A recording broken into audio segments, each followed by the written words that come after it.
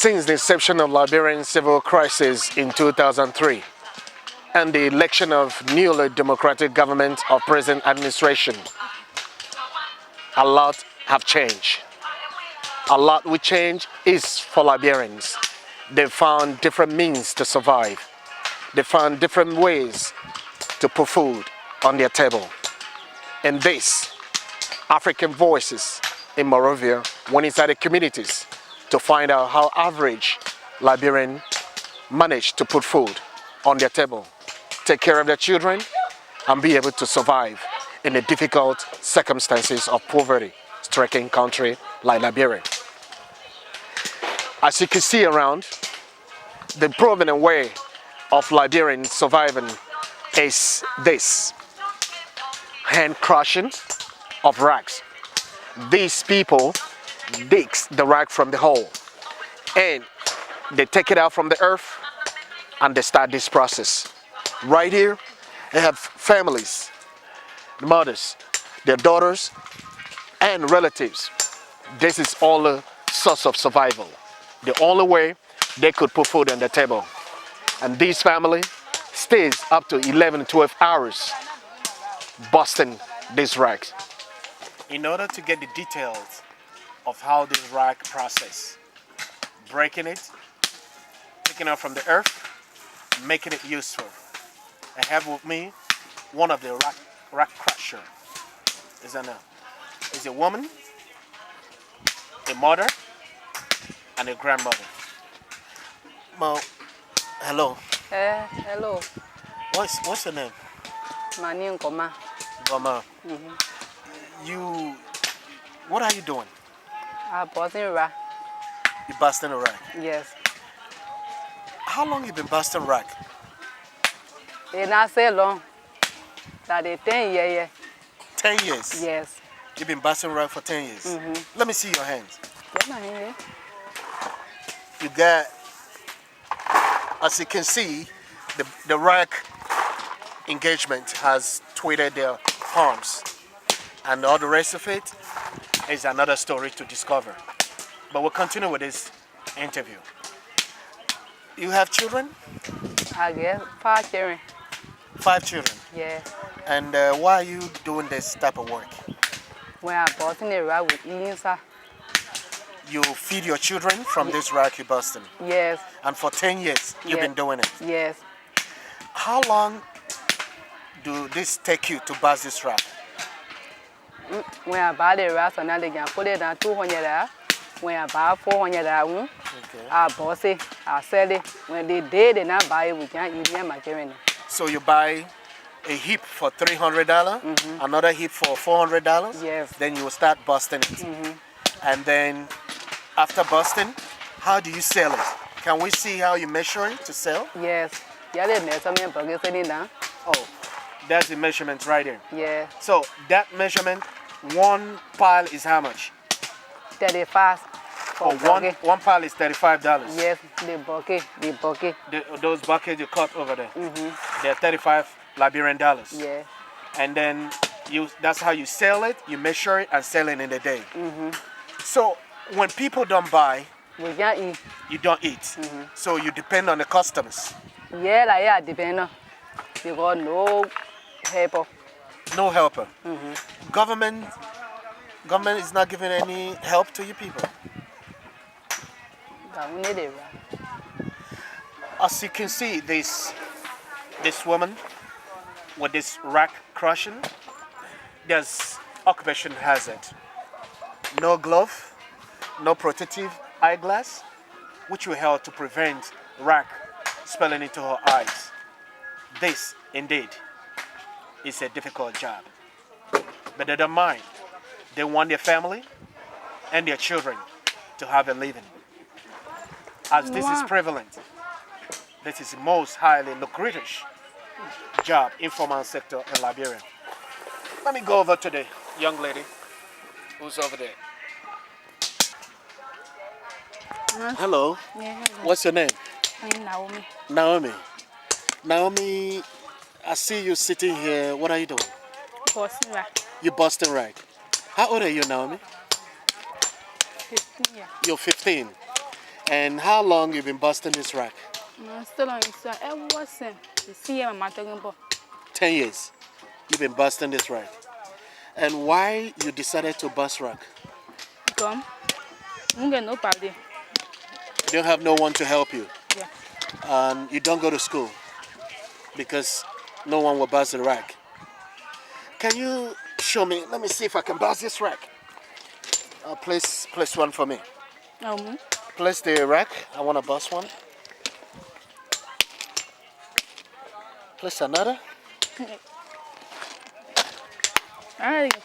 Now, this is where the professionalism begins. This is a very tough job. Imagine as old as I am, as big as I am, I can't handle this. But this young lady of 15 years old, this is her job. She has developed skills in busting this rack. And this is amazing. She forgot about education. She has forgotten every other thing life could give just to make the ends meet. Naomi, do you think you can leave this one day? This is what you know now. Are you happy to do this? No. You're not happy. What do you think you can do to be happy? Oh, send me to school will be doing cleaning. You want to go to school to develop yourself, but you cannot because no one to send you. Thank you for making yourself busy. I will see you. Do you have any problem with your hands as a rack? You can see. See how these hands look like. This is the fix of busting the rack. And Naomi, thank you. We'll come back and visit you again, okay? Yeah.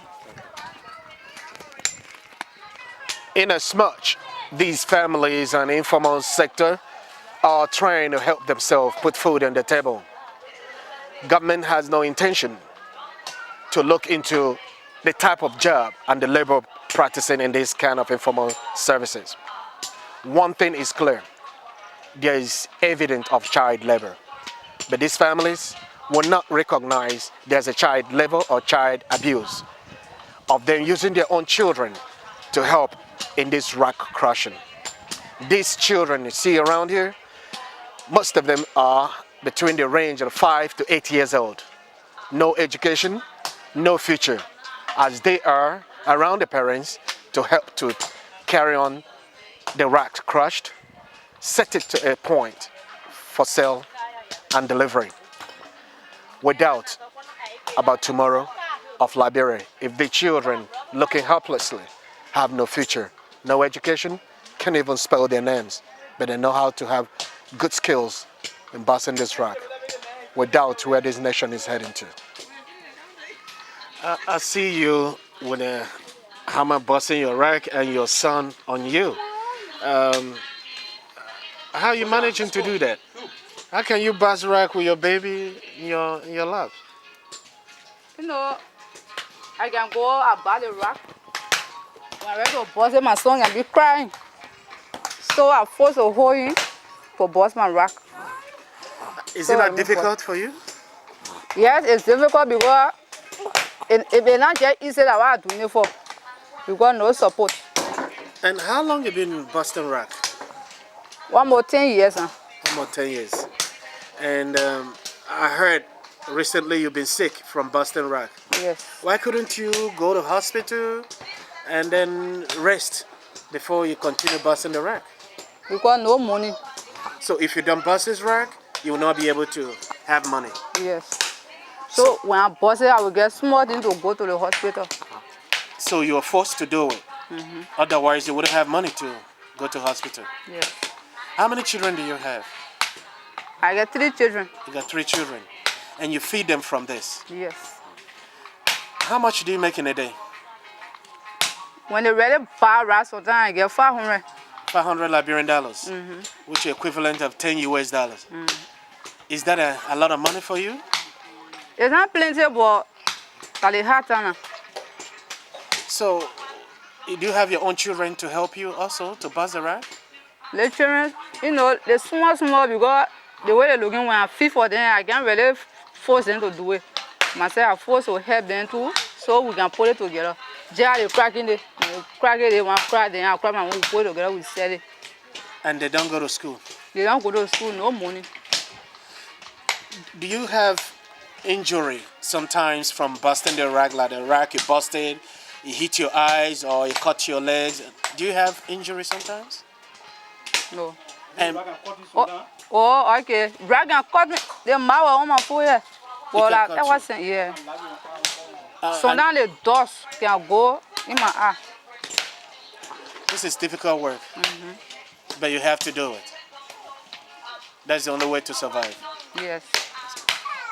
Your name again? Official Scotty.